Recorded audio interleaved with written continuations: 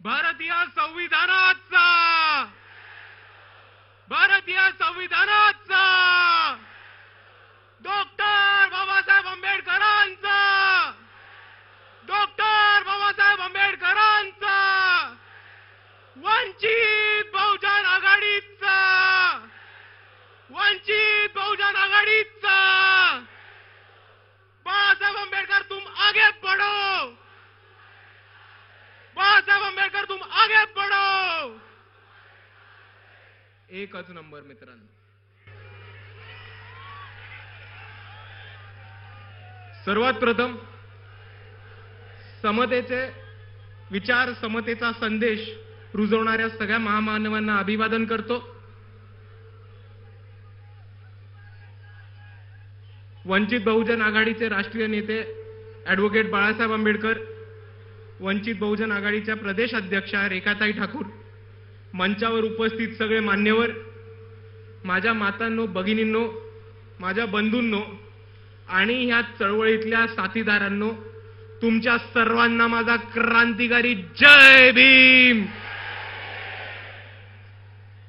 मित्रांनो, आपण आजवरतीची जी परिस्थिती आली आहे ती जर बघून घेतली तर आपल्याला एक दृश्य दिसेल की या वंचित समूहातले तरुण जे आहेत, तमाम वंचित समूहातले तरुण, आदिवासी असोत, बहुजन असोत, दलित असोत, मुसलमान असोत, हे कुठलंही क्षेत्र आज सोडलं नाहीये जिकडे हे तरुण इकडच्या प्रस्थापितांच्या मागे राहिलेत.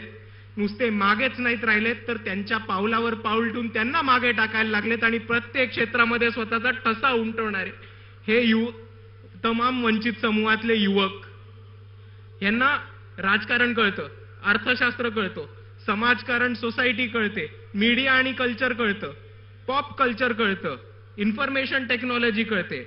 आता हे दिग्दर्शक म्हणून, चित्रकार म्हणून, कलाकार म्हणून, ऍक्टर्स म्हणून आणि क्रीडामध्ये पण स्वतःची ठसा उठवणार आहेत, ठसा उमटवतायत आणि पुढे येताना दिसत आहेत.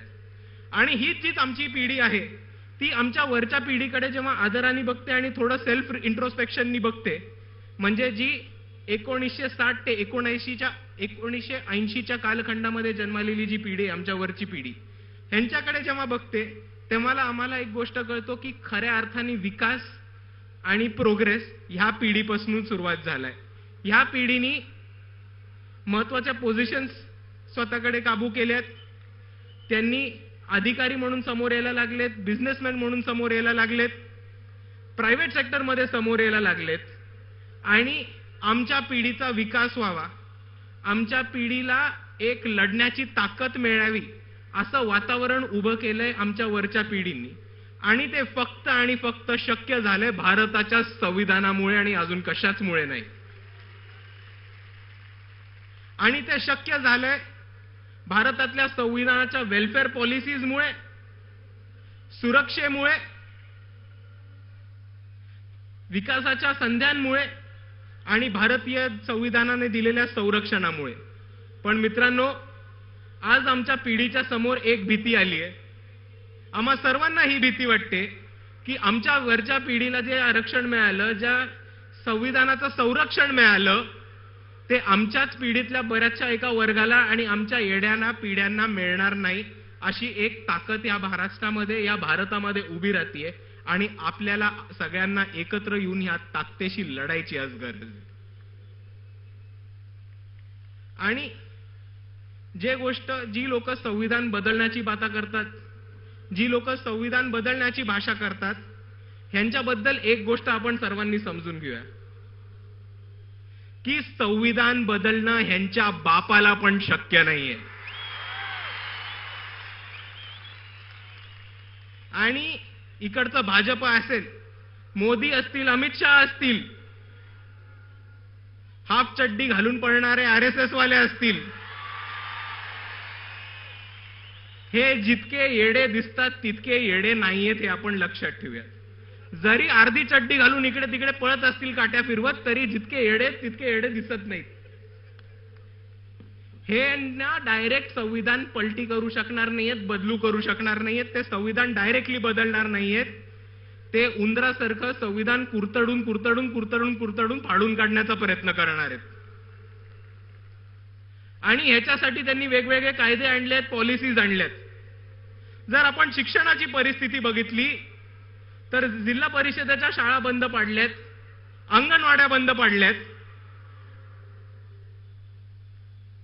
त्याचप्रमाणे शिक्षणाचं खाजगीकरण होतंय. बार्टी असेल, महाज्योती असेल, सारथी असेल, UGC असेल, अशा बऱ्याच संघटनांना फंडिंग कमी करून त्या संघटना त्या संविधानाने सुरू केलेल्या शिक्षणासाठी ज्या संस्था होत्या त्या बंद पडतायत. इकडे आपल्या बरोबर सामील झालेत काही विद्यार्थी जे आझाद मैदानावरती असतात, ते आज आपल्या मोर्चामध्ये सामील झालेत. त्यांच्यासाठी एक मोठ्या टाळ्यांचा हात होऊन जाऊ देत.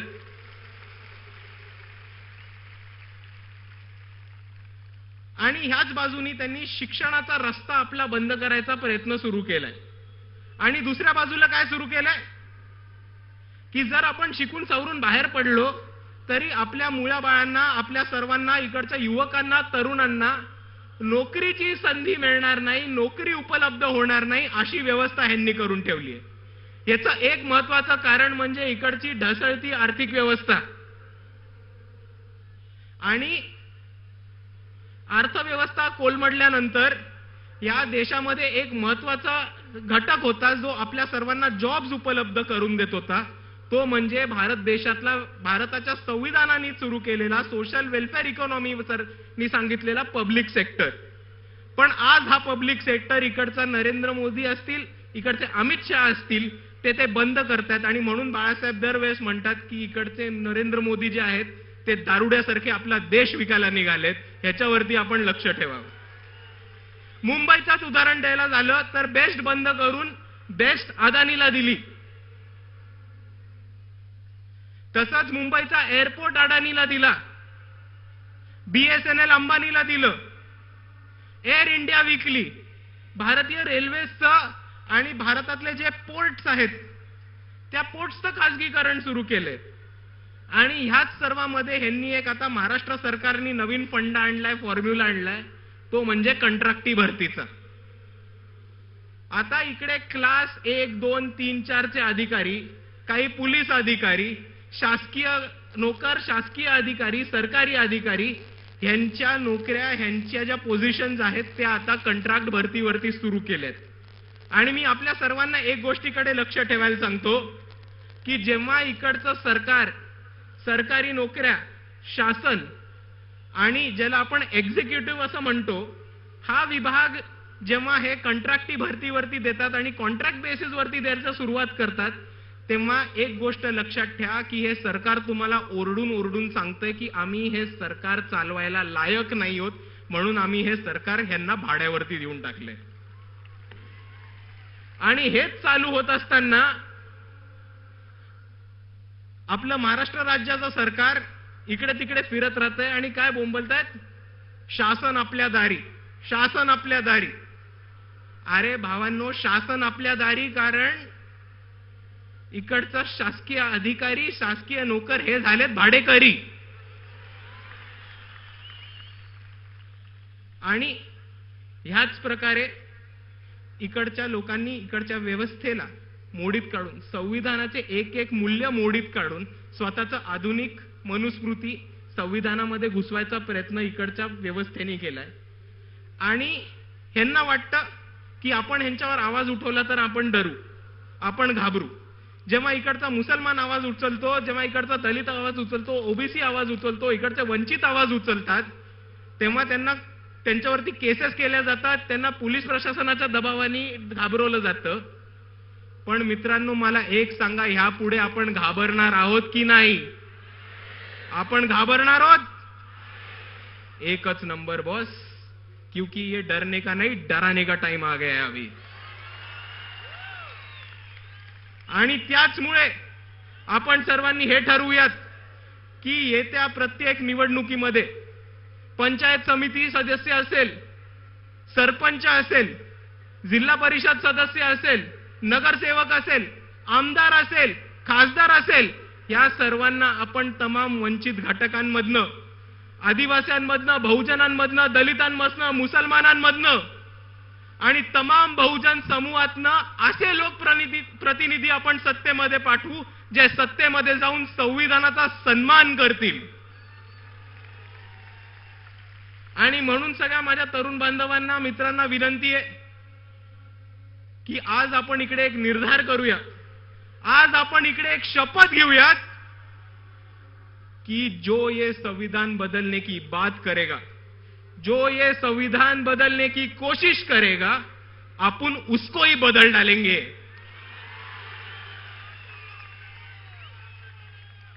एवढं म्हणून मी माझे 2 शब्द थांबवतो. सर्वांना जय भीम, जय संविधान.